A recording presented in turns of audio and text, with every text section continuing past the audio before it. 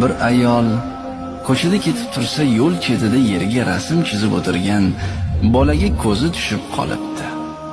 Yaqiniga borib, "Nima qilyapsan, bolakay?" deb so'rabdi. Bolakay, "Jannatni bo'lib sotyapman, xola", debdi. Bu javob ayolga juda ham ma'qul bo'lib, "Menga ham o'sha yerdan sotasanmi? Qancha turadi?" deb so'rabdi. 20 dinor, xola", debdi bolakay. Ayol bolakayga pulni berib, yo'lida davom etibdi. Uyga yetib kelib, bu hodisani unutibdi.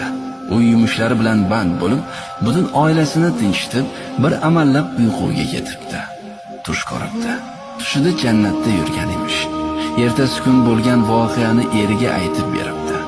Eri ham bu hodisadan hayratga tushib, bolani qidirib ko'chaga chiqib ketibdi. Bolani qidirib topsa, u hali ham yerga